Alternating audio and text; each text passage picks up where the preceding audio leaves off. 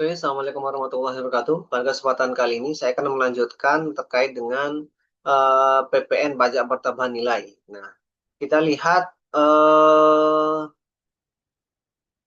PPN dalam ini ya, apa namanya siklus hidup PPN dalam 5 pertanyaan. Nah, misalkan di sini dasarnya apa? Dasar award ya, dasar pengenaan PPN itu berarti apa? Berarti menggunakan DPP, dasar pengenaan pajak. Berapa nilai yang dikenakan pajak? Berarti dia dari dasar pengenaan PPN-nya, dasar pengenaan pajaknya. DPP-nya kemarin sebelumnya kita bahas terkait dengan harga penyerahan dikalikan dengan 11/12. Kemudian saatnya atau when. Yang kedua adalah saat atau when. Kapan? Saat terutannya. Saat terutannya berarti kapan kewajiban pajak itu lahir? Kapan? Ya. Terus kemudian yang ketiga adalah tempatnya. Tempat terutannya gimana? Tempat terutannya di mana? Di mana pajak itu dilaporkan. Terus kemudian yang keempat adalah faktur atau how to dokumen. Faktur pajak itu bagaimana membuktikan pungutannya. Jadi faktur pajak itu digunakan untuk pembuktian pungutan. Kemudian yang kelima adalah kredit, how to settle ya. Pengkreditan pajak masukan PM, pajak masukan PM. Bagaimana menyelesaikan utang pajak menggunakan pengkreditan pajak masukan ya. Yang pertama adalah menentukan nilai dasar atau dasar pengenaan pajak. Konsep pembentuk dasar pengenaan PPN. Nah, di sini dasar pengenaan pajak itu diperoleh dari bisa diperoleh dari harga jual dalam arti kalau misalkan ada penyerahan nilai penyerahannya, harga penyerahannya adalah harga jual atau harga barang, berarti nilai uang plus biaya yang diminta penjual. Berarti di sini intinya adalah harga barang yang harga harga jual barangnya ya, harga jual barang berarti kan nilai uang plus biaya yang diminta oleh penjual. Terus kemudian di sini ada nilai impor. Nilai impor di sini berarti ada cukai, terus kemudian ditambah biaya masuk, tidak termasuk PPN atau PPNBM. Kemudian di sini adalah penggantian jasa. Berarti nilai uang plus biaya yang diminta oleh penyedia jasa. Kemudian nilai ekspor adalah nilai uang plus semua biaya eksportir. Nah, ini menjadi DPP, dasar pengenaan pajak. Nah, yang dikecualikan adalah yang tidak dapat dimasukkan dalam DP adalah PPN dipungut dan potongan harga yang dicantumkan dalam foto pajak. Jadi diskon atau potongan harga itu tidak boleh menjadi dasar pengenaan pajak. Dia harus dikurangkan terlebih dahulu. Terus kemudian perlakuan khusus ya, ada perlakuan khusus untuk DPP, dasar pengenaan pajak, yaitu ada nilai lain, ada besaran tertentu ya. Nilai lain sebagaimana kita pelajari yang untuk menentukan DPP itu adalah harga transaksi harga barang itu kalikan 11/12 itu adalah harga termasuk dalam DPP nilai lain. Nah, di sini juga ada yang namanya besaran tertentu. Nah, bagaimana bedanya nilai lain dan besaran tertentu? Nah, untuk nilai lain itu diatur di PMK 11 tahun 2025. Konsepnya adalah nilai berupa uang yang ditetapkan khusus sebagai DPP, yaitu 11/12 sebagaimana saya jelaskan sebelumnya. Terus kemudian contohnya adalah pemakaian sendiri atau pemberian cuma-cuma, harga jual dikurangi laba kotor berarti terus kemudian penyerahan antar cabang. Nah, status pajak masukan ini dapat dikreditkan. Terus kemudian untuk besaran tertentu, sebagaimana diatur di pasal 15 PP Peraturan Pemerintah Nomor 44 tahun 2022. Nah, ini konsepnya adalah hasil perkalian formula tertentu kalikan dengan tarif PPN, kalikan dengan harga jual atau penggantian. Contohnya adalah kendaraan bermotor bekas. Terus kemudian hasil pertanian tertentu. Status pajak masukannya ini tidak dapat dikreditkan karena dianggap telah di built-in dalam formula. Ya udah selesai, ini sudah jadi sudah apa namanya bersifat tidak dapat dikreditkan. Nah, sehingga di sini untuk apa namanya bedanya nilai lain dan besar tertentu, nilai lain di sini ada tarif PPN kali DPP. Untuk besar tertentu itu ada tambahannya yaitu tarif PPN plus harga jual plus ada formula tertentunya. Jadi ada formula tersendiri. Jadi tidak menggunakan 11/12 kalikan harga transaksi kemudian kalikan tarif 12% tidak, tapi ada formula tersendiri. Kemudian di sini kapan PPN yang kedua adalah pilar kedua adalah kapan PPN mulai terutang. Nah, kapan PPN mulai terutang? Kondisi umumnya adalah titik lahirnya kewajiban pajak sesuai dengan pasal 11 Undang-Undang Pajak Pertambahan Nilai, yaitu pada saat penyerahan barang kena pajak atau jasa kena pajak, melakukan impor barang kena pajak, melakukan ekspor barang kena pajak atau jasa kena pajak, terus kemudian di sini ada penempatan BKP barang kena pajak tidak berwujud atau BKPTB, terus kemudian jasa kena pajak dari luar daerah pabean ya. Ini ekspor BKP, JKP ini adalah kena PPN ya, tapi tarifnya adalah 0% ya. Jadi ini yang agak ini ya, bahasa undang-undang ya. Jadi bahasa undang-undang PP ekspor itu kena PPN loh, kena PPN, tapi ada tarifnya beda sendiri, yaitu tarifnya adalah untuk khusus ekspor itu tarifnya adalah 0%. Nah, ini terutang pada saat kejadian tersebut berlangsung, pada saat ada penyerahan BKP, ada pada saat ada impor BKP, pada saat ekspor BKP, JKP, pada saat pemanfaatan BKP tidak berwujud. Nah, atau JKP dari luar daerah pabean. Nah, di sini PPN terutang pada saat kejadian tersebut meskipun pabean belum terima atau belum sepenuhnya diterima. Jadi, yang mana yang duluan ya? Yang mana apakah pembayaran ataukah penyerahan barangnya? Yang mana yang duluan? Kalau yang duluan pembayarannya berarti udah terutang PPN meskipun barangnya belum dikirim atau diterima atau diserahkan ya. Kalau misalkan barang yang sudah diserahkan tapi belum dibayar berarti sudah terutang PPN juga. Nah, yang mana yang duluan? Nah, Nah, seperti itu. Terus kemudian di sini ada luar daerah pabean ya. Luar daerah pabean itu berarti isinya adalah luar domestik ya, di luar daerah wilayah kena wilayah domestik, yaitu di luar wilayah negara Indonesia dan wilayah-wilayah yang menentukan bebas dari pajak pertambahan nilai. Terus kemudian pengecualian aturan waktu. Ini kondisi khusus ya terkait dengan uang muka dan pemanfaatan lintas negara. Nah, pembayaran mendahului penyerahan ya. Ini pembayaran mendahului penyerahan yang barusan saya sampaikan adalah jika pembayaran diterima sebelum penyerahan barang kena pajak atau JKP, maka PPN terutang pada saat pembayaran. Yang mana yang duluan? Apakah ada bayar uang muka atau bayar yang diserahkan? Nah, kalau di sini kan ceritanya bayar uang muka terlebih dahulu, nanti barang diserahkannya kemudian. Contoh, pesan buku 5 Februari, bayar lunas ya. Buku diserahkan 15 Februari. Nah, PPN terutangnya itu adalah 5 Februari, bukan 15 Februari ya. Terus kemudian di sini terkait dengan pasal 23 PP 44 tahun 2022 terkait dengan pemanfaatan jasa atau barang kena pajak tidak barang kena pajak ini ya, barang kena pajak tidak berwujud luar negeri, PPN-nya terutang pada saat yang lebih dahulu terjadi di antara tiga kondisi berikut ini. Apakah misalkan pada saat dinyatakan sebagai hutang atau pada saat ditagih oleh pihak penyerahan oleh pihak penyerah, yang ketiga adalah pada saat dibayar sebagian atau seluruhnya. Jika tidak diketahui, maka gunakan tanggal penandatangan kontraknya kapan ya. Pada tanggal kontraknya berarti sebagai saat terutang PPN. Terus kemudian di mana PPN harus dilaporkan. Nah, jadi di sini menentukan titik alokasi terutangnya pajak. Nah, berarti kalau orang pribadi, pengusaha kena pajak orang pribadi yaitu pada di tempat tinggal dan atau tempat kegiatan usahanya ya. Kemudian untuk pengusaha kena pajak, untuk badan, wajib pajak badan itu adalah tempat kedudukan dan tempat kegiatan usaha ya. Untuk impor BKP, impor barang kena pajak itu tempat BKP atau barang kena pajak dimasukkan ke dalam daerah pabean. Dalam arti dipungut melalui DJBC ya, berarti di lintas negara ya. Kalau impor barang kena pajak berarti pada saat terutama pada saat lintas negara. Berarti ketika masuk ke Indonesia ke dalam daerah pabean itu dikenakan dia akan dipungut PPN, yaitu sudah terutang pajak pertambahan nilai. Nah, ini bedanya tempat kedudukan dan tempat tinggal. Kalau orang pribadi itu namanya tempat tinggal. Nah, kalau badan kan nggak punya tempat tinggal, yang adanya tempat kedudukan. Terus kemudian di sini untuk tahun pajak untuk tahun 2025 ada era pemusatan tempat terutang. Jadi dipusatkan. Kalau misalkan di sini terkait dengan wajib pajak badan yang memiliki cabang-cabang ya.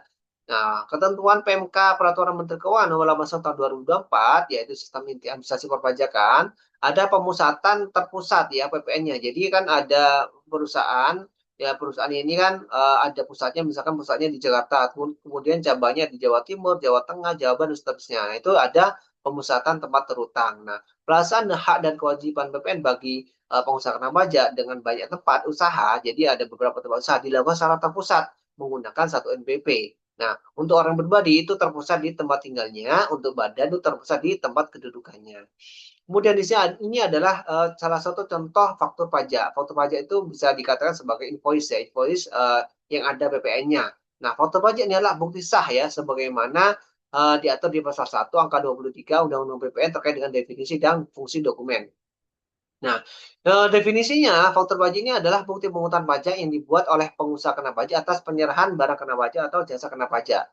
Fungsi yang pertama adalah sebagai bukti pemungutan sudah dipotong, sudah dipungut PPN pajak pertambahan nilai atau PPNBM pajak penjualan barang mewah yang terutang. Nah, terus kemudian yang kedua adalah fungsi yang kedua adalah sarana bagi PKP pengusaha kena pajak si pembeli untuk mengkreditkan pajak masukan atau meminta restitusi ketika memang lebih besar pajak masukannya daripada pajak keluarannya ya. Nah, untuk non PKP dilarang keras membuat faktur pajak ya, tidak boleh statusnya ketika statusnya bukan pengusaha kena pajak itu tidak boleh haram hukumnya membuat faktur pajak. Nah, ini adalah contoh faktur pajak. Nah, di sini ada nama ya, ada nama penjual. Di sini juga ada kode nomor seri faktur pajak, ada nama pengusaha kena pajaknya si penjual di sini. Terus kemudian di sini ada nama pembelinya, kemudian di sini ada kode barangnya, terus kemudian di sini ada nama barangnya, ada harga barangnya juga, kemudian di sini ada potongan harga, ada dasar pengenaan pajak, terus kemudian di sini ada jumlah PPN-nya berapa. Kemudian di sini adalah tanda tangannya kris ya, digital. Nah, kondisi pembuatan faktur pajak. Kapan faktur pajak wajib diterbitkan? Nah, faktur pajak wajib dibuat pada saat yang paling awal dari salah satu kondisi berikut terpenuhi. Ya. Yang pertama adalah saat penyerahan. Nah, kalau saat penyerahan kalau diserahkan terlebih dahulu ketika barang kena pajak atau BKP atau jasa kena pajak diserahkan kepada pembeli terlebih dahulu berarti pada saat penyerahan. Kalau misalkan pada saat penerimaan pembayaran jadi dibayarkan terlebih dahulu ya berarti terutang dan harus membuat faktur pajak pada saat penerimaan pembayaran. Jadi hampir sama dengan saat terutangnya ya, saat terutangnya. Jadi saat terutangnya berarti pada saat membuat juga faktur pajak sekaligus. Jadi yang pada saat terutang dan juga pada saat harus membuat faktur pajak. Nah, di sini adalah saat penerimaan pembayaran. Jika pembayaran diterima sebelum penyerahan barang atau jasa, berarti faktur pajak itu dibuat pada saat penerimaan pembayaran. Kalau ternyata saat penerimaan pembayaran termin itu ini ya ngangsur ya. Jadi kalau di instansi pemerintah itu pembayarannya misalkan sebanyak terminnya 3 kali ya. Berarti misalkan total total penyerahan barangnya senilai 1 miliar, yaitu dicicil 300 juta, 300 juta, 400 juta. Itu termin. Berarti termin 1, termin 2, termin 3. Termin 1 300 juta, termin 2 300 juta, termin 4 400 juta. Jika totalnya adalah 400 miliar. Jadi ngangsur ya, diangsur.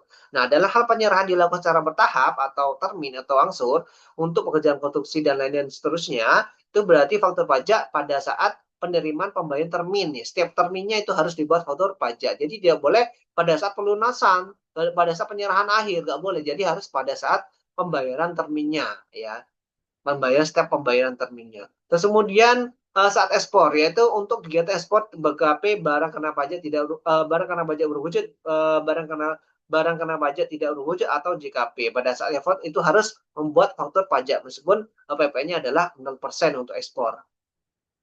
Kemudian mekanisme selanjutnya adalah mekanisme pengkreditan pajak masukan. Ini adalah menyeimbangkan pajak keluaran dan pajak masukan ya. Nah, pajak keluaran ini adalah pajak yang dipungut pada saat menjual barang atau jasa. Pajak masukan di sini adalah pajak yang dibayar saat membeli bahan baku atau jasa pendukung. Nah, di sini PPN-nya atau menjadi kurang atau lebih bayar yaitu PK dikurangi PM. Nah, kita lihat nih, PK-nya itu yang ini ya. Ini adalah PK mana PK?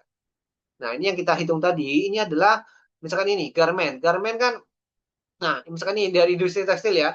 Industri tekstil ini adalah ketika dia menjual, dia melakukan pemungutan 1.100 ya. 1.100 ini adalah namanya PK, pajak keluaran bagi industri tekstil ya. Terus kemudian 1.100 ini menjadi karena ini ya barang ini 11.100 dibayar oleh garment. Nah, garment ini memperoleh pajak masukan sebesar 1.100 ya. Memperoleh 1.100 ini. 1.100 ini adalah pajak masukannya si garment ya. Ini adalah pajak masukan. Nah, ini pajak masukan.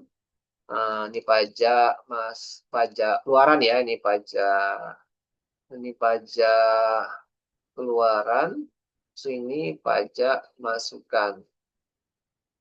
Nah, ini dia. Nah, pajak masukannya si garment adalah 1.100 ya. Kemudian si garment ini kan memungut 1.540 ini kepada si pedagang besar ya, karena pedagang besar membayarnya harga barang 14.000 plus 1.540 ya.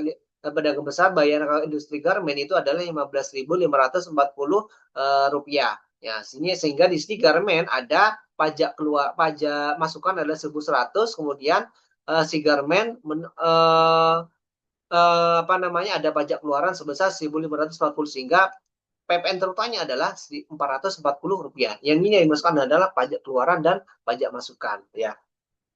Prinsip utamanya adalah PM itu dikreditkan dengan PK pada masa pajak yang sama. Pajak masukan hanya dapat dikreditkan jika belum dibebankan sebagai biaya atau belum dikapitalisasi. Jadi tidak boleh dibebankan sebagai biaya di laporan keuangan laba rugi ya. Kita lanjutkan di PKPM-nya. Nah, kemudian di sini pedagang besar. Pedagang besar di sini, untuk pedagang besar kan di sini membayarkan kepada garmen itu adalah Rp15.540 ya. Kemudian si pedagang besar ini kan jualnya 16.000 ya, harga BKP-nya. Harga BKP-nya 16.000. Nah, di sini PP-nya adalah kan 11%, tarif efektif ya. Tarifnya 11% sehingga 1.760. Nah, di sini yang sudah dibayarkan kepada industri garmen adalah 1.540 ya, sehingga di sini PPN terutanya adalah 1.760 dikurangi dengan 1.540 ya. Jadi bagi pedagang besar pajak keluarannya adalah 1.760. Terus kemudian pajak masukannya bagi pedagang besar adalah 1.540. Kemudian untuk pedagang eceran. Nah, pedagang eceran di sini kan untuk pajak keluarannya di sini adalah 1.870. Kemudian untuk pajak masukan bagi pedagang eceran itu adalah 1.760 ya. Terus kemudian di sisi konsumen berarti tidak ada PKPM, tidak ada pajak masukan dan pajak keluaran karena si konsumen ini bukan sebagai pengusaha kena pajak. Nah, jadi kita ini ilustrasinya adalah dari industri kecil sampai dengan pedagang eceran itu adalah pengusaha kena pajak, sehingga skemanya adalah menggunakan skema pajak keluaran dan pajak masukan. Jadi pajak keluaran itu pajak dipungut saat menjual barang atau jasa. Kalau pajak masukan adalah pajak yang dibayar saat membeli bahan baku atau jasa pendukung tersebut. Nah, aturan ketat pengkreditan pajak masukan, syarat formal, material, dan batas waktu. Nah, syarat keabsahannya berdasarkan pasal 9 ayat 2B Undang-Undang Pajak Pertambahan Nilai. Syarat formal adalah faktur pajak diisi dengan benar, lengkap, dan jelas sesuai dengan Undang-Undang Pajak Pertambahan Nilai. Ya, ini ya seperti ini ya. Jadi formatnya harus seperti ini, nggak boleh menggunakan format tersendiri, nggak boleh menggunakan format sendiri, nggak boleh mengurangi isian yang ada di sini. Jadi isiannya seperti ini ya. Isiannya adalah faktur pajak seperti ini. Jadi harus benar, ya harus benar, berarti tidak melakukan kesalahan atau tidak melakukan apa namanya, ada yang fiktif ya transaksinya. Kemudian di sini lengkap semuanya terisi ya sampai dengan tanda tangan ya, dan jelas ya, jelas ini maksudnya gimana. Jangan sampai nanti gak jelas ya ini apa nih yang diisi kan gitu. Terus kemudian syarat materialnya transaksi benar-benar terjadi, jadi gak boleh fiktif ya, dan berhubungan langsung dengan kegiatan usaha. Nggak boleh ya membuat apa namanya faktur pajak tapi pada kenyataan tidak ada penyerahan barang kena pajak atau jasa kena pajak. Nah, terus kemudian di sini jika ada aturan tambahannya, jika pajak masukan belum dikreditkan pada masa pajak yang sama, dapat dikreditkan pada masa berikutnya paling lama 3 masa pajak setelah berakhirnya masa pajak saat faktur pajak dibuat. Nah, misalnya masa pajak Januari itu bisa kreditkan paling lama itu untuk masa pajak Februari, Maret, April. Jadi April itu yang terakhir ya. Jadi April itu paling lama dikreditkan. Setelah itu tidak boleh dikreditkan. Sehingga untuk masa pajak Januari itu paling lama dikreditkan di masa pajak bulan April, yaitu bulan keempat. Terus kemudian pengecualian pengkreditan pajak masukan. Kapan pajak masukan hangus dan tidak dapat diklaim? Yaitu pertama, ketika menggunakan besaran tertentu. Jadi pajak masukan atas penyerahan dipungut menggunakan besar tertentu sesuai dengan pasal 9 Undang-Undang PPN, dianggap sudah built-in dalam formula hingga tidak dapat dikreditkan. Kemudian kedua, tidak terutang PPN. Nah, sehingga pajak masukan atas penyerahan barang atau jasa yang memang tidak kena PPN sesuai dengan pasal 4A. Kemudian dibebaskan ya, karena dibebaskan berarti pajak masukan atas yang dapat fasilitas PPN dibebaskan itu tidak dapat dikreditkan juga ya. Terus kemudian di sini Pengecualian positifnya adalah transaksi yang menggunakan DPP nilai atau fasilitas PPN tidak dipungut tetap bisa dapat dikreditkan pajak masukannya ya. Jadi kalau menggunakan DPP nilai lain atau fasilitas PPN yang tidak dipungut itu tetap dapat dikreditkan pajak masukannya. Nah, menghitung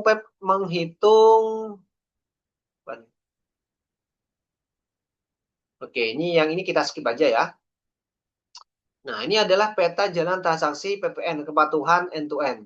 Nah, mensintesis 5 pilar kepatuhan dalam satu transaksi. Jadi, pertama adalah tentukan nilai atau nilainya, yaitu dasar pengenaan pajaknya. Hitung dasar pengenaan pajaknya, pastikan bukan besar tertentu jika ingin PM-nya pajak masukannya dikreditkan. Nah, karena kalau menggunakan besar tertentu, itu pajak masukan tidak dapat dikreditkan.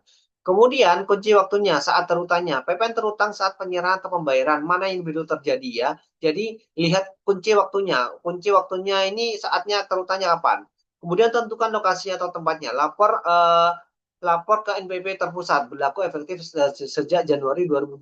Tentukan lokasi tempat terutangnya. Kemudian yang keempat adalah terbitkan bukti penyerahannya yaitu berupa faktur pajaknya. Buat faktur pajak valid tepat waktu maksimal akhir bulan untuk faktur pajak gabungan. Terus kemudian selesaikan utang atau kreditnya. Dalam hal ini adalah pajak masukannya. Kurangkan pajak masukan yang valid terhadap pajak keluaran dalam batas perpanjangan 3 bulan masa pajak. Oke, terima kasih. Assalamualaikum warahmatullahi wabarakatuh. Semoga bermanfaat.